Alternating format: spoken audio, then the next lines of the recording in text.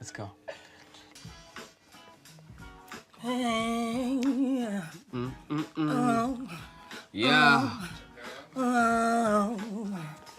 Sister. I'm in Babylon. Brother. I'm in Babylon. Grandma. I'm in Babylon. Please forgive me for not returning your phone call. United Kingdom, London, home of Emma McCune, one of the best places to be. They've got good programs here to help refugees like me. You see, success would haven't come if I haven't found good people to help me here. Watch in your prayers, pray for UK. Things are not okay. Terrorist attack, war in Iraq, there's recession. Folks are losing their possession. The pound is going down. Everybody's cussing Gordon Brown. Sister, I'm in Babylon. Brother, I'm in Babylon. Grandma, I'm in Babylon. please forgive me for not returning your phone call.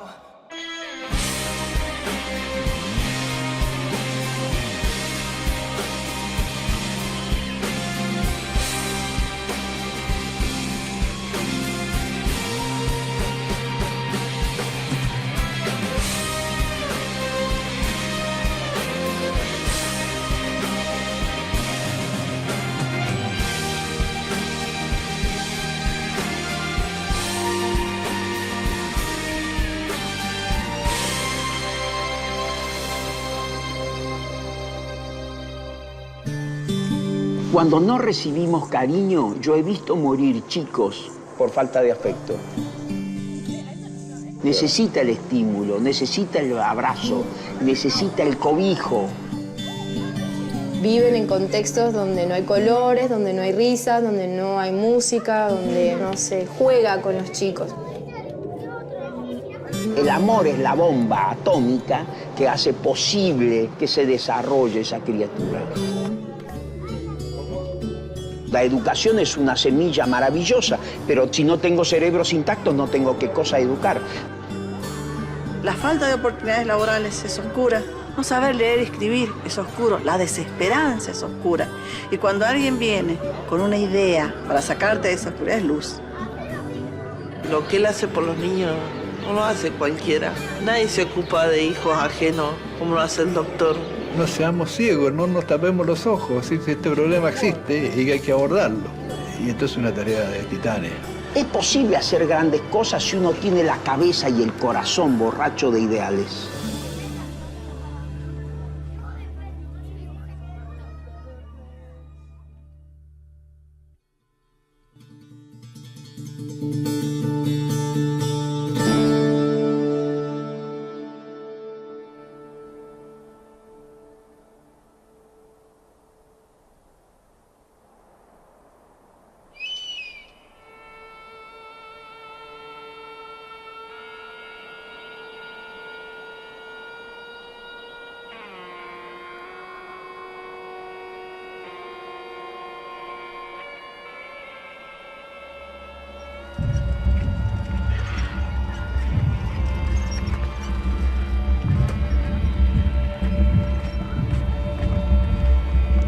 La guerra pasa como la lluvia. Al pasar queda el aire mojado, húmedo, ramas en el piso, rastros. La sensación de que el mundo estuvo por caerse hace un rato.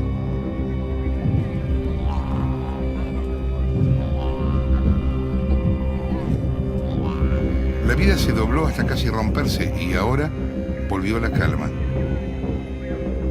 Pero la tormenta nunca se va del todo. Vuelve entre las sábanas a la noche, en las pesadillas, o en los recuerdos casuales en el día. La muerte nunca es gratis. Cuando salen a pelear, los que salen ya están muertos. No hay otro modo de hacerlo. Si salieran vivos tendrían miedo. Salen condenados y sobreviven por azar. Los que en esta historia salen son niños para el criterio del almanaque, aunque quizá nunca lo hayan sido. Disparan un arma cuando pueden cargarla. Tienen 4 o 6 años cuando sienten en el hombro la fuerza brutal del disparo por primera vez. Emanuel Hall está vivo, aunque debería estar muerto. Está en Londres, aunque sus sueños siguen en Sudán.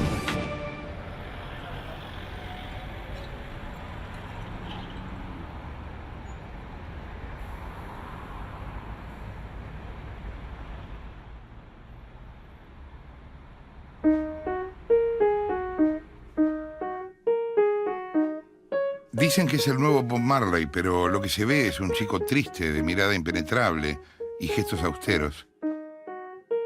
A los 8 años fue cooptado y entrenado por el Ejército de Liberación Popular de Sudán. Su familia ya estaba muerta. Pudo escapar a los 12. ¿Cómo era tu casa, la casa cuando eras chico? I lived in different places, but I was born in a place called Todos. So my father used to move around a lot because he was he had a big office in the police. ¿Y en qué momento tu padre decide pasarse al ejército de guerrilla de Sudán? In 1983, SPLA was formed, and so anybody that was suspected to be supporting the Sudan People Liberation Army get arrested. So he saw most of his friends arrested and got killed. And so he had to escape. And so he left us in the government control area.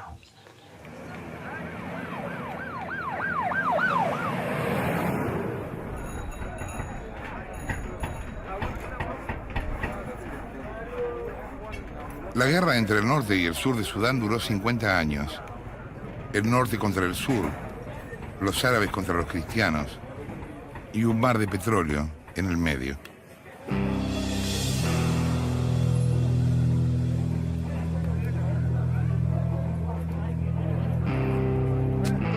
Hubo 2 millones de muertos y 4 millones de personas desplazadas.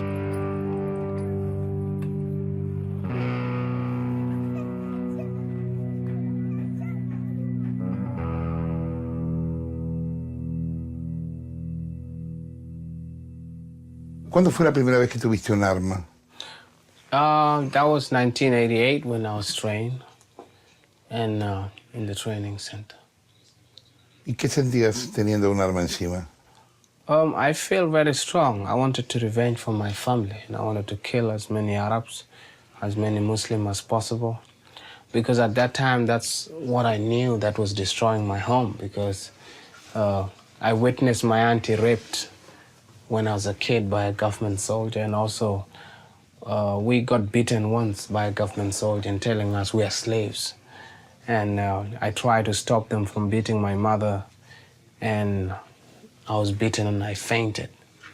And so all those images and the flashback from my village burning, my mother screaming, and suppression for my sister, all those were the things that when I was holding the gun, the pictures playing that I'm going to fight.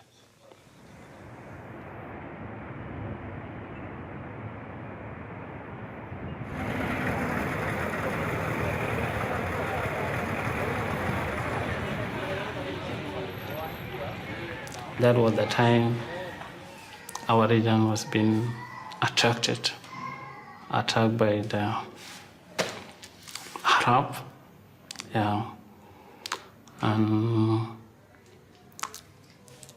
in 1999, and that time also they just come and they just took everything. People ran away from home. They just vacate their home and then they just go to where they just hiding in the forest. And that time, the Arab knew our hiding place. And they even just lined the attack to that place. Then people were being killed. Yeah, we really too bad. Yeah, to me, at that time, I was young. I never seen a death like that. It was just really afraid. Yeah.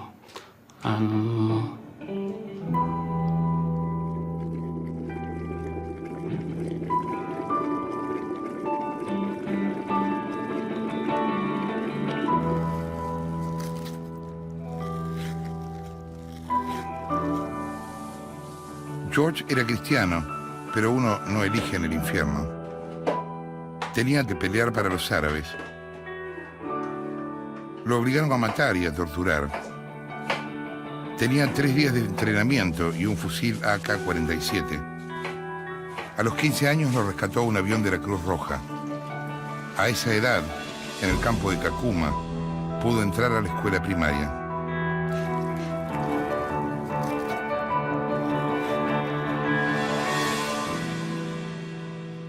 And even at that time, they just captured many people.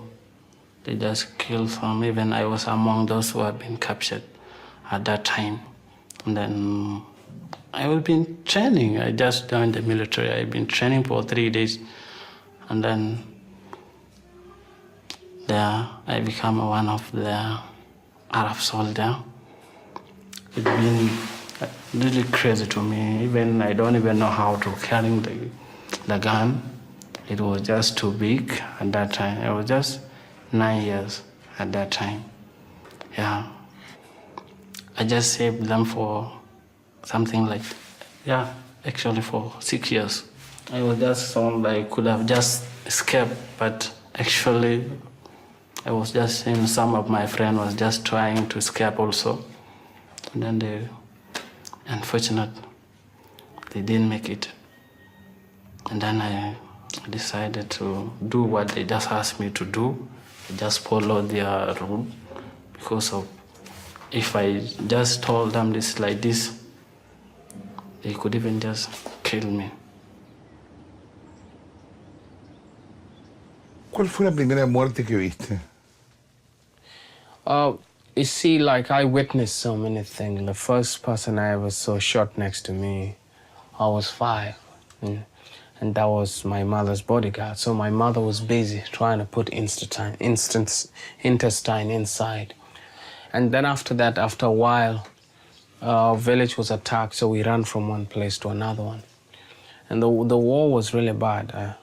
My mother also was claimed by the war, but I came to realize later how she died. I was told she died giving birth after escaping from one area where we got separated from. But all my aunties also died in the war. All my uncles died in the war.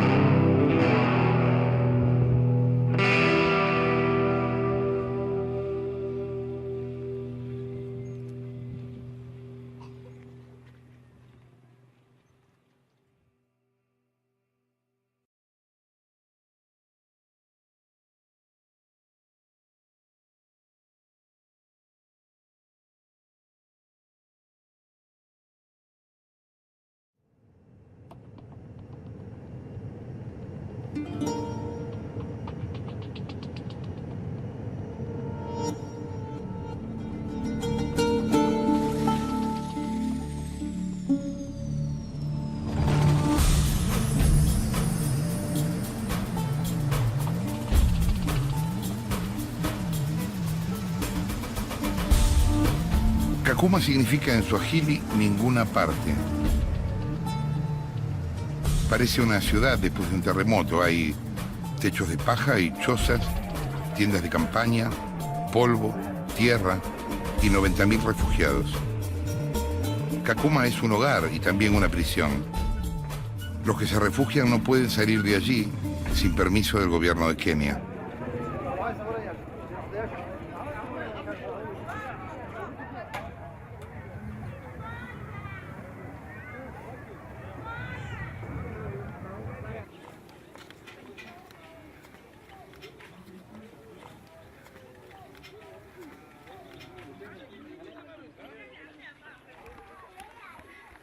Daniel era tan chico que no podía sostener un arma. Entonces fue enfermero hasta que logró escapar. Caminó y caminó hasta que fue vencido por el hambre. Despertó en un campo donde las Naciones Unidas distribuían comida.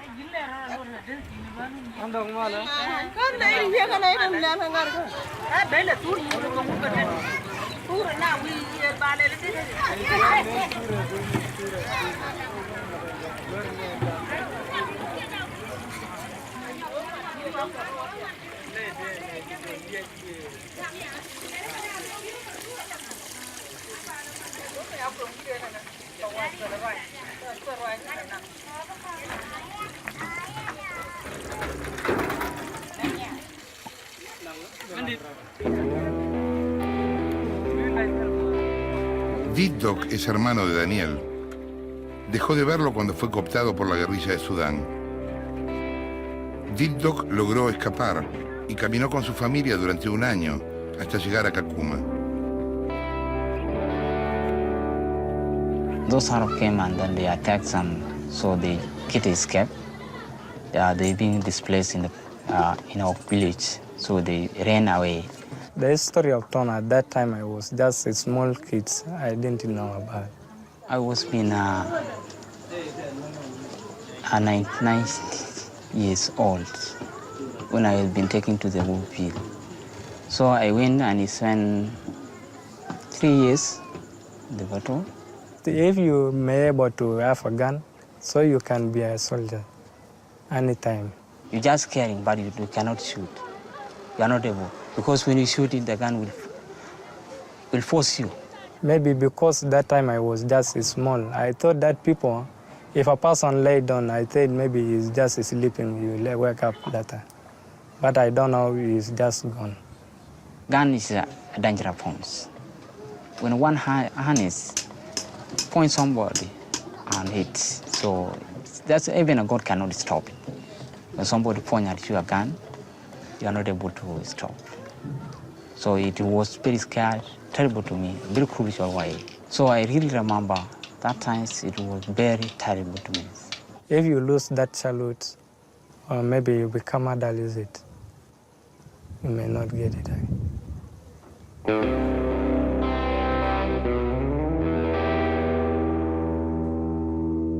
Y en aquel momento, siendo vos niño, ¿a qué le tenías miedo?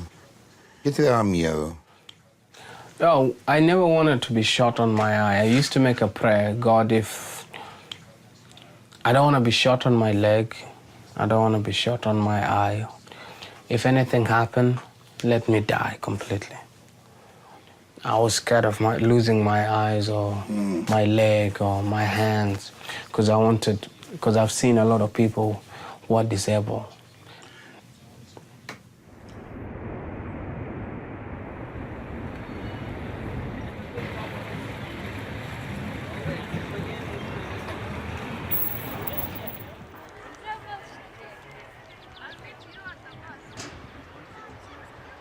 Para Teo Intagujeva, la tabla de salvación fue la escuela.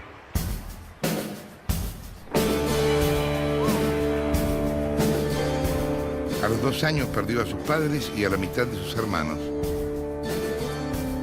Tuvo que dejar la escuela para trabajar en el campo de refugiados, pero hizo lo posible por volver. Y en 2006 fue elegido como el mejor alumno de todo el distrito.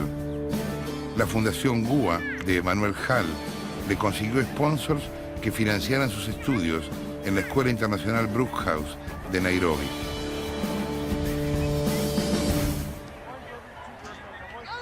It was about, basically in Rwanda, there are 2 main tribes, the Hutus and the Tutsis. And there's another tribe, minority tribe, they're called the Twas. But the genocide was mainly between the Hutus and the Tutsis. So they were just killing each other in the genocide. I was a kid, I was just being carried. I didn't even know what was happening.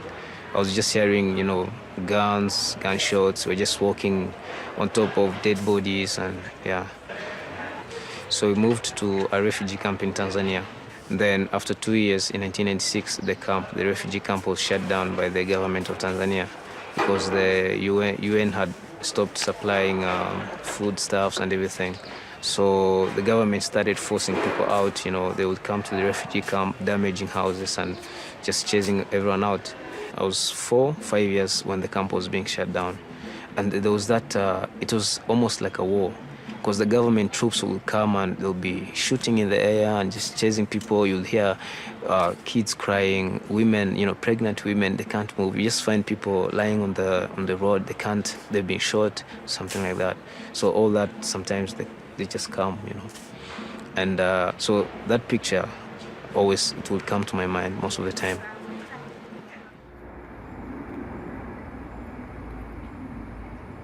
¿Pensabas cada día que ese día ibas a morirte? ¿Que ese día iba a ser el último o no pensabas eso? Actually, in the real battle, you never know you'll survive. At that moment, I don't think you really don't know. Even when the bombs are dropping, the occasion, a lot of time where I survive, I don't even understand why. You don't know. So you live by the day and you make your prayer. Yeah, at the time we fought, many people, some was been killed. Even when you are just in the line like this, then you can see your friend has been shot and then he's just died there. And then this just become simple, just like the way you talk. If you just can't see that. At the first time, you just feel like there's, for some days. Then after you will get used to it. Yeah, because it's just day by day you see it's just like that. Sometimes you will just get used to that. Even at that time, it was really hard for me. I don't even know what to do, but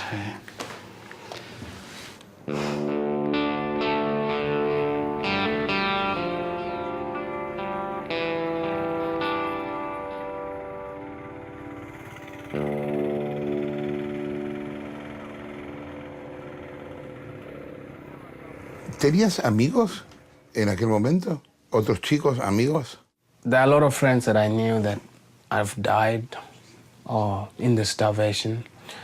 And what happened is I lacked connecting with people.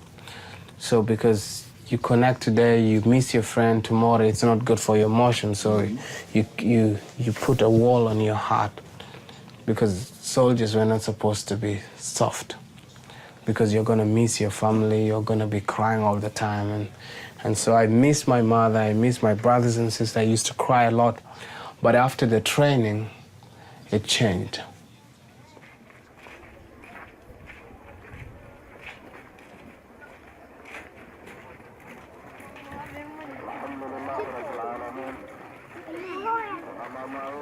a lot, people may be innocent people, kids, they were being killed, actually. And that is the worst thing. Because when you just look at it, if the people are just basing, their aim is to fight with the soldier, they could have not even just do things like that. But they're just basing whoever they just found there, a kid, a old man, a young ladies, they also just killed them, imagine. The worst is that many people are just, even up to now, what I am just known, that even many people will just remain and they're just hopeless. They can't do anything. I can't remember me being a kid, I was always on the run. Everywhere I went, there was violence. I was in Rwanda when I was a kid and there was war. I went to Tanzania and there was that clash. I was in the camp and there was just clash. So I can't remember really being a kid in a peaceful environment. It's hard, ¿Pensaste en aquel momento en matarte para terminar con eso o no? Yeah, I tried a couple of times. There's a time, I think I did try to, and the bullet refused to work, I think. I can't remember. I tried a couple of times. I wanted to die. And I tried to cock my AK-47. There's no energy. And then I tried to, I don't know how to put it, but a couple of times I wanted to kill myself.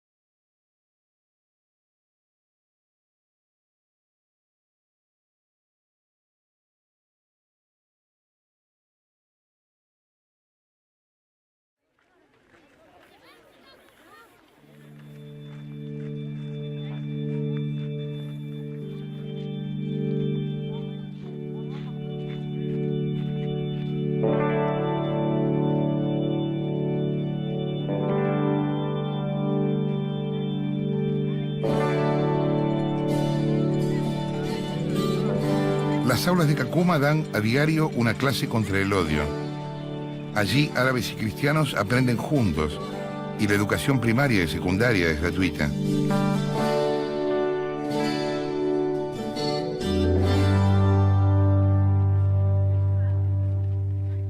When I was in the camp, I would go to the streets of the camp, and you're seeing kids who are being left by their parents. They're in the streets.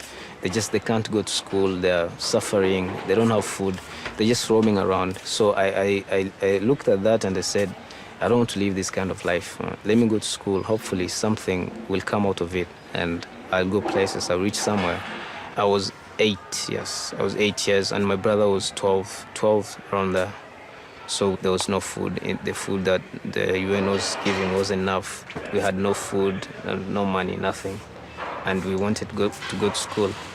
Sometimes I'll go to class, and in the morning I haven't even eaten for a number of days. I'm just going there I would go with my books. I didn't even have a school bag. I didn't even have shoes. I would just be walking, and it's hot, the surface is really hot.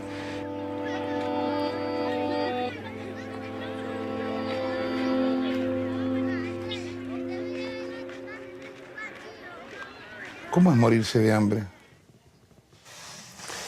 Dying of hunger is really different. It's first you feel hungry, your stomach, you lose energy. Then after a day or two, you don't feel the stomach paining, so it becomes your body, you feel sleepy. And at the moment, by the time you feel sleepy, and if you try to sleep, you'll not wake up. So maybe the first day is really, really tough. Second day, a bit tough. The third day, when there's nothing, you just want to sleep. Your stomach doesn't hurt anymore. Like the occasion where we had no food, we're depending on vultures, snails, and rats and anything. When all those things disappear and the cannibalism comes, one of my friends died in a journey that we escaped, and I was tempted to eat him because there was no food, so there was cannibalism. When I'm here wanting to eat my friend, I prayed. I said, God, give me something to eat, and if I survive this part of my story, wherever I go, I'll tell to give you credit. And so I prayed, and more birds came, and after that prayer, I never starved again. Mm-hmm.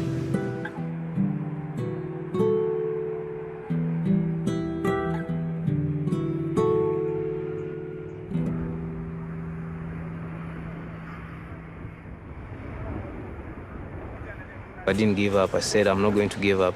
I sat with my brother to decide who should go to school. Since it was hard for both of us to attend school, we decided that my elder brother should stay back and just work for people so that I can at least attend school. So he said, you continue.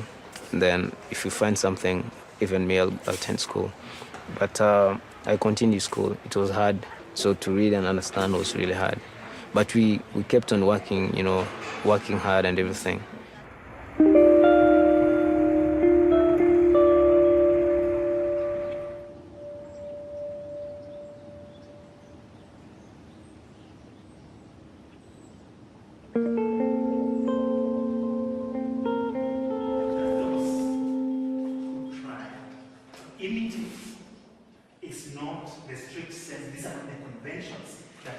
Rebeca Niamey es huérfana desde que puede recordar. Escapó de Lear, donde vivía con su tío después de un ataque de los árabes. Caminó 400 millas hasta Nyala, donde fue rescatada por las Naciones Unidas. Pudo terminar la escuela secundaria en Kenia con una beca de GUA.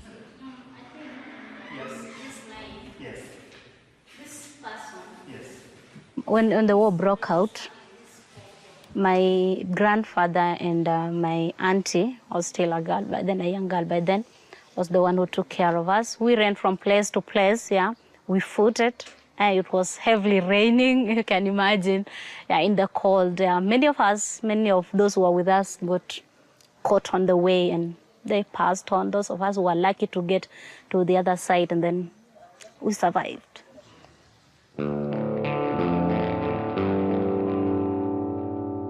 I was unable to go to school earlier.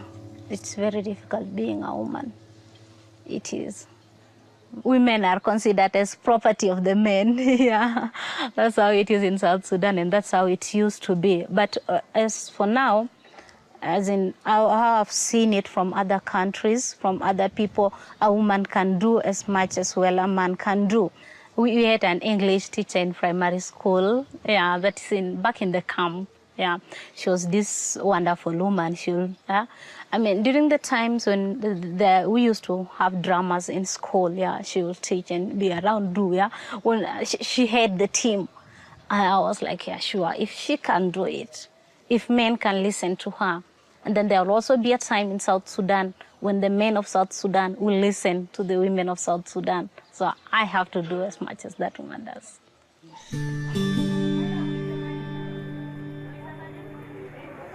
El desafío de Rebeca es doble. En Sudán es mucho más común que una chica sea madre prematura que alumna secundaria.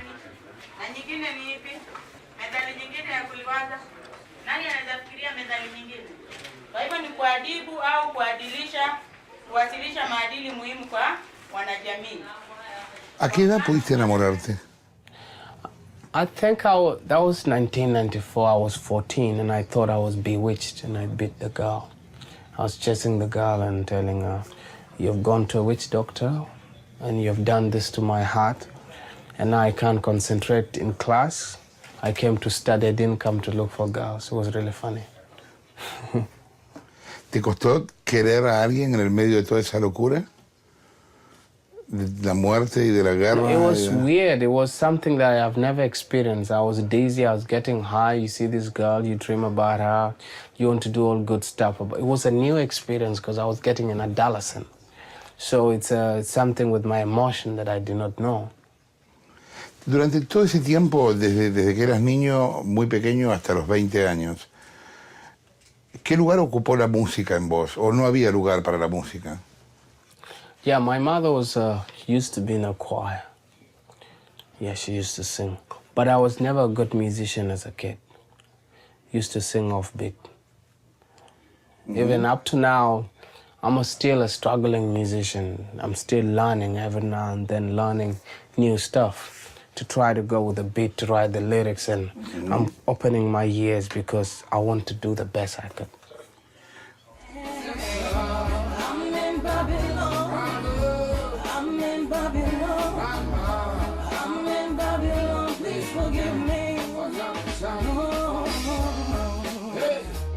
Nilianza kufuata pesa karibu nipotea gizani mama. Hele gizani vitale vibana gana.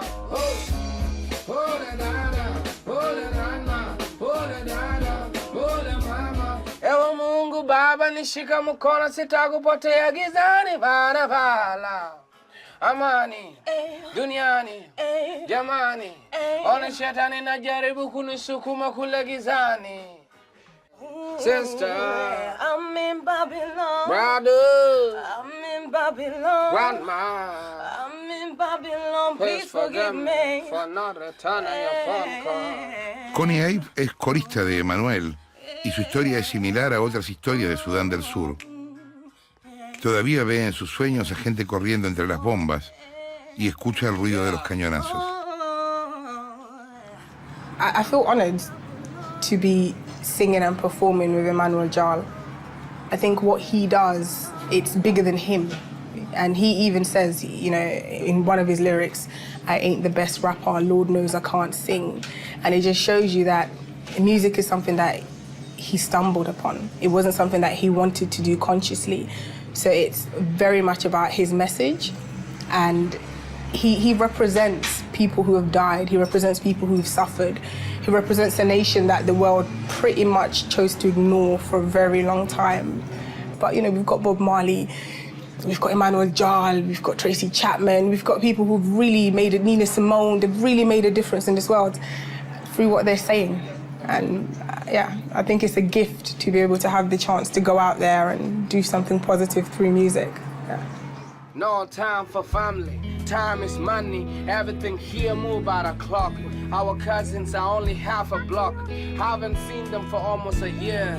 You'll be shocked when you see me, the stress is in my dreadlock. I'm a hustler, victims finding ways to survive in the system. Sister, I'm in Babylon. Radu, I'm in Babylon. I'm in Babylon. Please forgive me for not returning your phone call.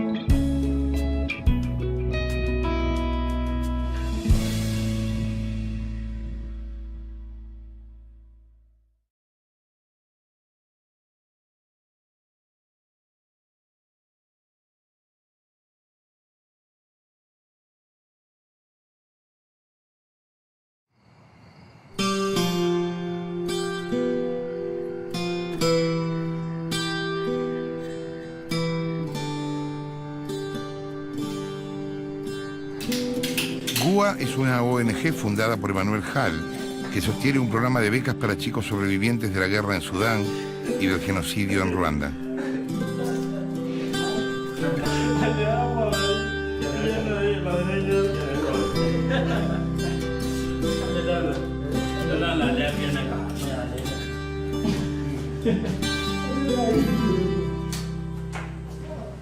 Emmanuel Jal, he was in this school. He had gotten a scholarship in this school.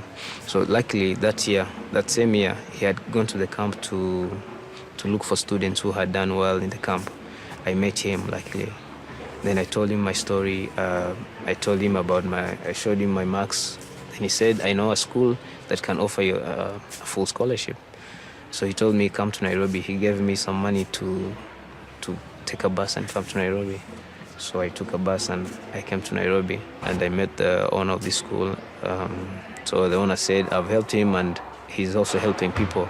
And I want you to do the same thing. Once I help you and you get a good education, go out there and educate a number of people who cannot afford to be educated.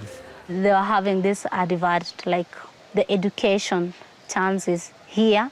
And they are like, they wanted 5 students to apply. I was like, okay, let me try my luck. If I'll be able to get it, then fine. I applied, then I was lucky to get the chance among the 5 boys. I think we are like 9 of us. Yeah, the 8 were boys and I was the only girl, yeah. Yeah, what are you willing to lose so that somebody else could win? Because, for example, if you lose 1 cup of coffee, that could be $2 or $1.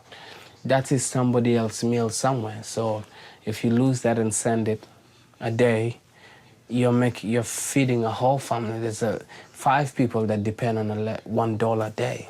Mm-hmm. And so the concept is not saying give, it's a concept is what are you willing to lose? Rebeca estudia literatura en la Universidad Marista de Nairobi. Quiere ser maestra y volver a su pueblo, Lier, en Sudán, donde GUA construye la Emma Academy. Theo se graduó en Brookhouse y ganó una beca en la Universidad de Nueva York.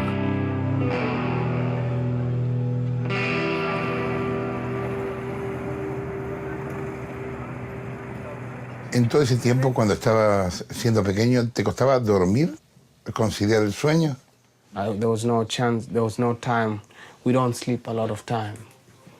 You know, when you're engaged in the battlefield, it's hard to actually have real nightmares. At that time, there was no nightmares as such. But I experience nightmares when I'm in a peaceful place. You know, when there's no war now, that's when the battles goes into your dreams.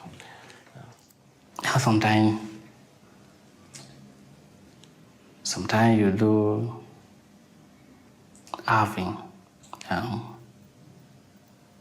but even you know the first something you experience for so many years, and it's very hard to forget. Yeah, when it comes, it's just it disturbs you a lot, and you just see how things goes at that time. But what you need, you just think, what can I do about something like this? What am I supposed to do to stop all this? Yeah, and then you just feel like you think of something big. Yeah, you think of something big that, you know, like my education. Yeah, I do. because that was the thing I've been really wanted to do. Yeah, and that one, and I'm just working on it. Yeah, and I will do it because I know, and I will do it. Yeah.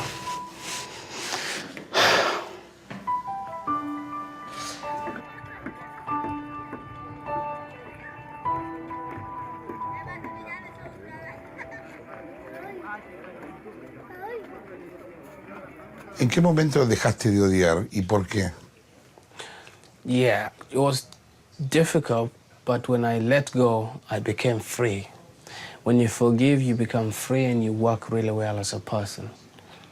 And so it's a challenge. You have to constantly remind yourself because the wounds could be healed, easily scratched, and you go back to scratch.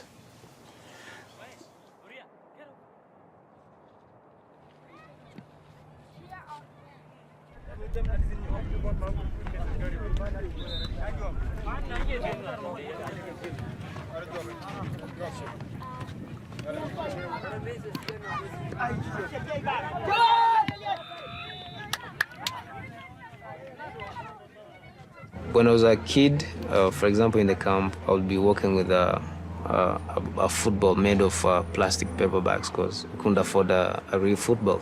So we'd make our own football in a plastic paper bag. So whenever I was not in school, let's say on a Saturday or Sunday, I'll just be playing around. It's a good way of, and we'll be playing around with kids from other communities, Rwandan, Sudanese. So in that interaction, you tend to forget about your problems. Because I knew that at home, when I went back to our house, me and my brother would be starving probably. We don't have food. So playing around with the other kids in the camp would help me to just tend to forget a little bit, forget about our problems.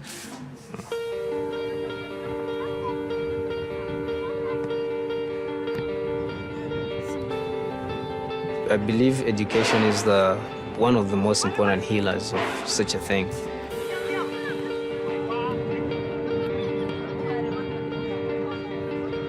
Education that I have got it, that's what we're going to forget what I have been.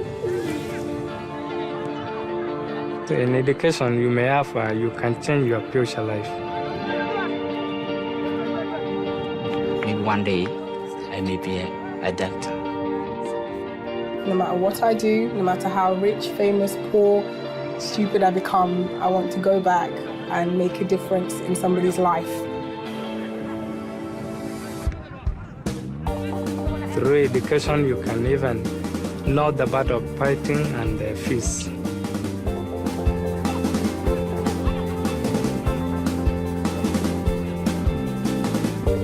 When you have a story, when you're telling someone, like the way I'm telling you, there's that you feel relieved, you know. It's like you're releasing it out, and you feel good, you know. You feel relieved. You feel like there's someone beside you who can help you. Yeah.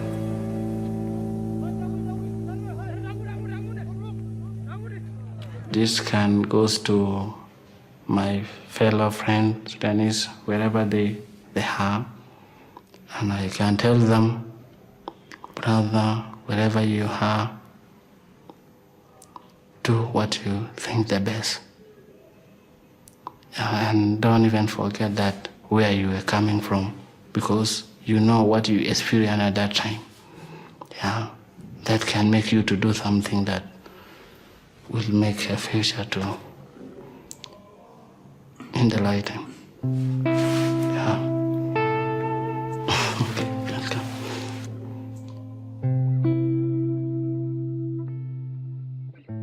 If everyone was to say today that I'm going to strive to do my best to make the world a better place, then the world is going to be a better place. Because it has to begin with an individual. Like Michael Jackson said, it has to be the man in the mirror to begin with that person. So it can definitely be a better place. ¿Pensás que puede salvarse el mundo? It's possible.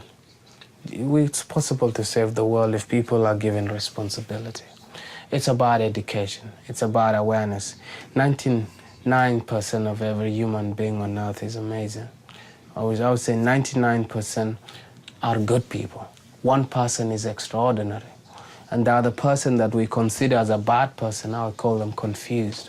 They just need to be accepted and given an opportunity. Because I believe everybody's villain, somebody else's devil, is somebody else's angel.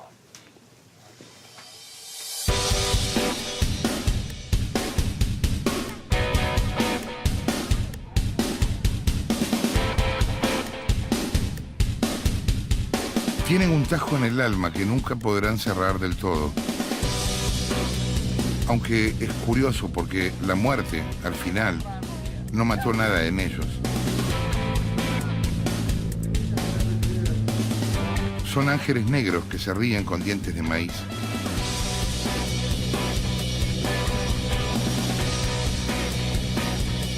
Vienen de ninguna parte, pero saben a dónde van.